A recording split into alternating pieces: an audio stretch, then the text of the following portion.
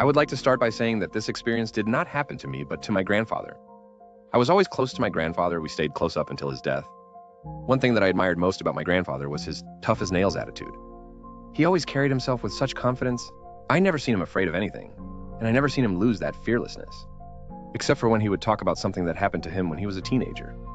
I heard him tell the story only a couple of times in my life, but when he would lose that fearless attitude I mentioned before. His voice would become shaky and quiet, and he would get this frightful look in his eye.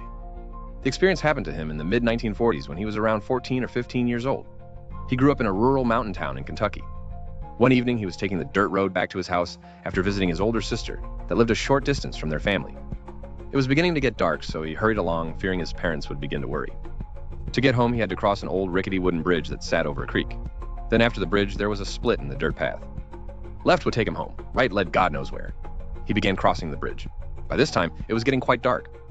Halfway across the bridge, he noticed what seemed to be a woman, wearing a white nightgown that a woman back then would wear to bed. She also had long black hair that was well past her waist. My grandfather said this was especially strange, since during that time period, women didn't leave the house as much, back then like they did today, especially in the rural area he grew up in, and especially not in the evening as the sun was going down. And the fact that she was wearing bedclothes made it all the more strange. She was coming down the trail to the right, so my grandfather turned left and began to walk toward his home. She then turned onto the bridge and got halfway across it and stopped. It was then that the thought crossed my grandfather's mind that something may have been wrong. So living in the small rural area he figured he probably knew whoever this was. So he began to call out the names of all the women that lived near him. He also called out the names of his mother and sisters. The woman then turned toward him and began coming his way. He then noticed something that disturbed him.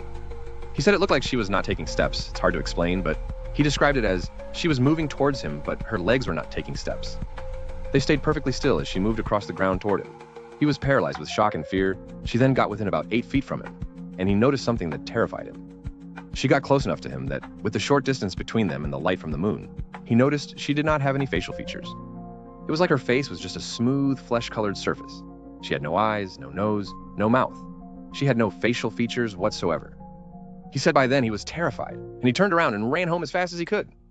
He said he didn't remember much of the sprint home. He only remembered being home and sitting on the floor of the kitchen being inconsolable. He said he remembers crying and shaking and feeling nauseous as his mother stood over him trying to figure out why he was in the state he was in. After a little time, when he had calmed down, he told the events to his family. His father and his siblings didn't pay him any mind. But his mother believed every word he said, partly because she was superstitious, but also because she was the only one to see how inconsolable he was when he arrived home. Time passed and he never seen whatever that thing was again. But he said that he will never forget what he saw, and that it still terrifies him to think about whatever it was on that mountain that night.